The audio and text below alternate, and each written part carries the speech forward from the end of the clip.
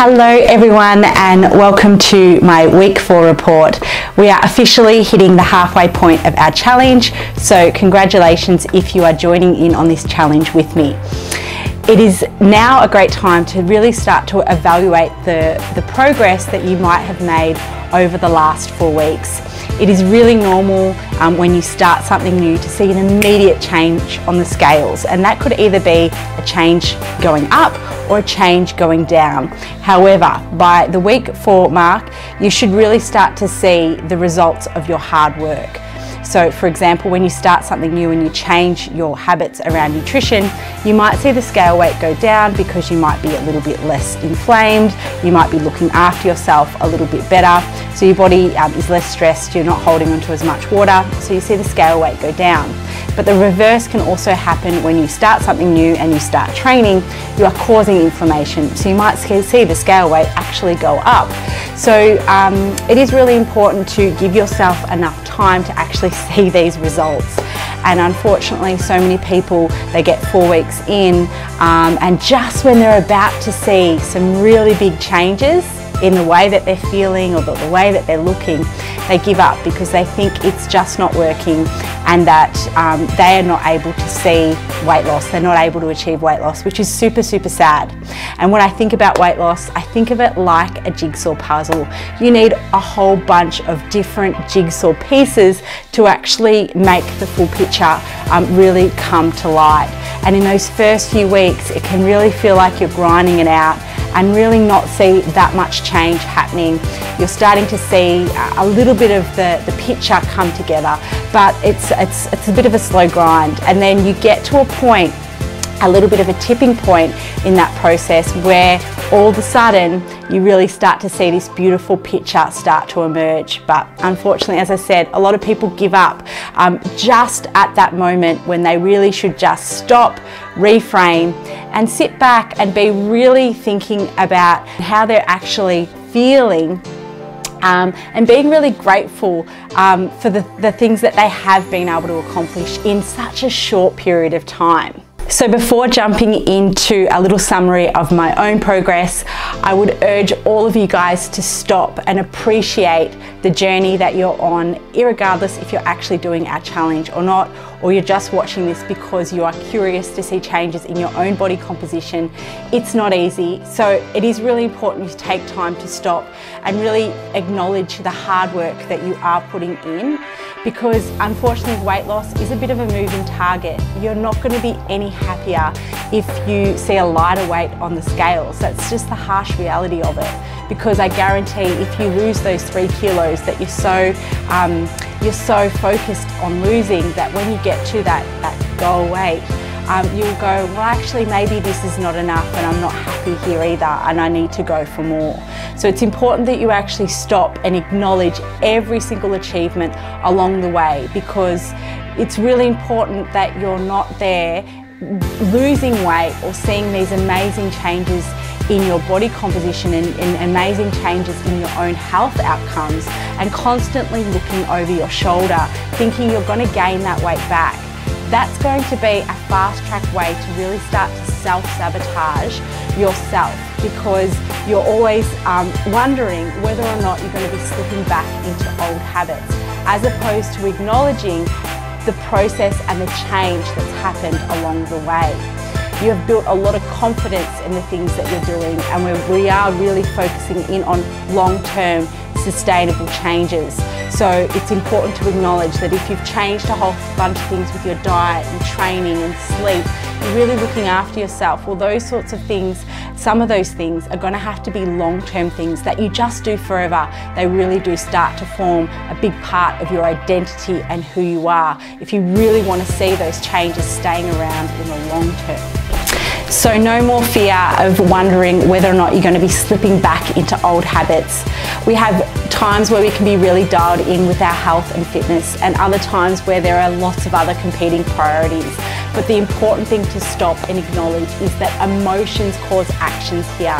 And if you are finding that you're thinking a certain way, I want you to stop and really think about the emotion behind that and how that is making you feel. And then think about the actions that you're going to be taking from that place. If you're there thinking that you're going to be gaining that weight back, or you're wondering whether or not you can keep the weight off, that's going to be causing a negative emotional response, and I guarantee the actions that you take might not necessarily be ones that are going to allow you to sustain the body composition that you want. So remember guys, your thoughts create emotions, and those emotions cause actions. So keep considering how you can be filling your head with lots of positive appreciation and gratitude for the stuff that you've actually done, irregardless if you're seeing the scale weight change or not. So going back to my jigsaw puzzle scenario, that's definitely how I'm feeling now in week 4. Last week I was kind of like, look, I'm doing the work, I don't feel like I'm nailing a few things, but this week I've had some really lovely positive remarks about that I'm looking leaner, I'm looking stronger, and I actually really do feel it as well. So when I'm thinking about a few things, a big few factors in my week, my nutrition, obviously last week was Sky's birthday. I was a little bit all over the place, but I have taken time to be making sure that I'm a lot more planned out in this week, that I'm not skipping meals, that I'm eating whole, unprocessed foods. Still a few little drinks here or there and some little sweet treats, but on the whole, it's a lot better, and I'm feeling way more energized. With more nutrient-dense foods. My fridge is filled with lots of fruits and vegetables that are just making me want to go in and prepare some meals, feeling super inspired in the kitchen. My step count is really high as well. I've had some busy few days in the studio, which is amazing. But also there's been some great sunshine as well. So I've really been making the most of it, getting outside with Sky, walking as much as possible. My sleep unfortunately has been a little bit off. Sky's been a little bit of a nightmare at night, but however I have been counteracting that with trying to get to bed earlier. So I'm starting to self-settle myself at 9 o'clock, getting to bed, reading a few pages of my book, and then turning off the lights at around 9:30. So at least I'm getting a few more hours of quality sleep before being woken up sporadically throughout the night, and it really is making a big difference to my energy levels, how I'm feeling. And then thinking about my training, although I feel like I've been training well, I noticed that at the end of last week I was getting I started to get some lower back pain when I was in deep spinal flexion, so leaning over. So I booked myself in for a massage and some treatment on Monday. I went down and saw Mick from Melbourne Soft Tissue Therapy, and he worked wonders. He did a bunch of dry needling on my hips, on my TFL specifically, which helped to release my my QL, so my lumbar, the muscles in and around my lumbar spine. So needless to say, my back and hips were definitely feeling a little bit inflamed over Tuesday and Wednesday, but I didn't let that throw me off course. I just changed around my training days. I took an extra rest day on the Tuesday. I didn't want to undo his hard work. I did an upper body session last week, yesterday, Wednesday, and I'm going to start reintroducing some lighter legs today and tomorrow. So it is really important that you take notice if you do need time to get a bit of treatment done, and that you're not scared to change your program around. If you're programming yourself, you've got complete control there. But if you're working with a trainer, or if you're working with 23W, it's important to just communicate that. It's super easy for your trainer to change your schedule. And if you've got a trainer that's reluctant to do that, well, it's time to start looking for another trainer, because there is so many things that you can be doing. Obviously give yourself enough time to heal, but you don't need to be taking days and days off training. If you are feeling like you need a little bit of rest and recovery in certain areas, just rest those days and then go back to working once you're ready. And then in terms of my actual body composition, I did jump on the scanner this week, and some really great feedback there. 800 grams increase in muscle mass and a 1.5% drop in body fat percentage. But I do want to spend the rest of this video talking about the InBody scan. An InBody scan works off bioelectrical impedance. It's a way that it sends a very low grade electrical impulse around your body, and it's sending that pulse through your water, your total body water, and it's measuring the resistance it comes across as it flows through your body. So an InBody scan is actually a really accurate measure tool. It's suggested that it has an accuracy of about 98%. And it's a great tool to use your body to measure your body composition, your fat mass and your muscle mass. However, there are some variables that totally affect your total body water. So I'm going to go through a couple of those variables today, because no doubt, especially if you're a 23W member, you're probably going to be jumping on the InBody scan at some point. Certainly if you're doing the challenge, you did it at the start and you did it at the end.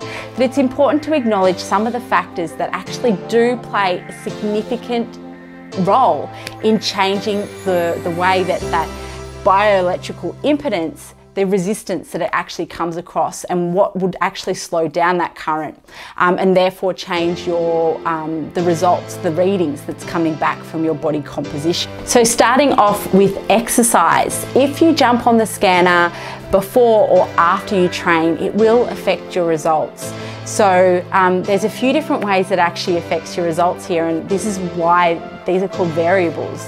Well, first of all, when you train, you are sending more blood flow to those areas, and you're also going to be having more water that's going to be in and around those muscles. So there's a really good chance that would actually decrease the impedance of the InBody scanner, therefore giving you a report that you're going to be leaner than what you actually are. And the flip side of that is that if you do a really heavy, sweaty session, where you lose a whole bunch of hydration, the reverse could be true. If you're going in to that scan being slightly dehydrated, that would increase the impedance, increase the resistance, because you've got less total body water. And the more total body water that you've got, the current flows freely through that space. So less resistance means that you're leaner. Every time it comes across, say, fat mass, the impedance, the resistance increases. So therefore, when you've got increased resistance, you're going to have an increased reading of total body fat. So if you're more dehydrated, the fact is that you're going to come back looking like you've got more body fat on you. So it is important to consider that. Make sure that you're coming into the scan well hydrated. And while in best case scenario, you're coming in before you do any exercise to keep the variable the same, that might not necessarily always be possible. So just try and keep the variables consistent. So if you came in your first scan before you train, try and do the same thing when you come in for your second scan, or if you came in after you trained for your first scan, try and do the same thing again. Body temperature is another thing that actually has a huge impact on the scan as well. So the warmer you are, the more freer that bioelectrical impedance will flow through your body. So it'll come across less resistance. It will also measure you as being leaner if you take the scan on a warmer day. Similarly, if you had a bath or a shower and then you come in for an InBody scan, there's a really good chance that it will measure you differently than if, say, the first scan you did, it was a really cold, cool day and your body just wasn't as warm. So pay attention to that one as well. Thirdly, your eating. If you eat, it actually does increase your total body water. So with more food in your gut, it will measure you as being leaner. So throughout the day, that will decrease resistance and measure you in with less body fat. However, when it comes to feces, urine, or clothing, that will actually have the reverse effect. That the scanner will recognize that as fat mass. Therefore, it is really important that you go to the toilet before you have your InBody scan. Make sure that your bladder is empty, because by coming in with a full bladder, it will actually increase your fat mass reading on the scan. And lastly, your menstrual cycle. So ladies, we have a really big variability here depending on the time of the month that you actually come in for your scan. During your high hormonal days, when you've got high amounts of progesterone, that will actually increase your total body water. So that will actually, again, decrease impotence and decrease resistance. So after your ovulation and going into your luteal phase, you will find that it will measure you with lower body fat percentage. However, there's a little catch here in that in those high hormonal days, there's a really good chance in the 3 to 5 days before you bleed that because of those hormones moving in and out of the cell, that you could also be slightly dehydrated. And then if you're dehydrated, that will increase your body fat. So it's a little bit up and down and all over the place when we start thinking about how your menstrual cycle could influence the InBody scan. But irregardless of all of those factors, guys, all I can say is try and keep your variables consistent and the same. So try and get your InBody scan done at the same time of day with as little food in your gut as possible after you've gone to the toilet. Wear the same clothes and try and come in at the same time of the month. That's actually why we love doing an 8-week challenge as opposed to a 6-week challenge where you're going to be at a completely different phase of your cycle. Now obviously bearing in mind that if you are on the pill, we're talking about a whole nother scenario yet again. So I hope that you found that little bit of information on InBody scan useful. I hope you liked my progress report this week. Thank you so much for tuning in. But for me, I'm gonna keep pushing hard. I'm gonna keep working away at my goal just to see myself get a little bit leaner, a little bit more buff, a little bit more cut. I'm not doing this for anyone else other than just to say that I can do it. It is really important to stop and be really grateful for everything that you are able to work towards and really appreciate with where you're at currently. That is the most important thing. But that's it from me, guys. Thank you so much for tuning in. Big love, and I'll see you all next week.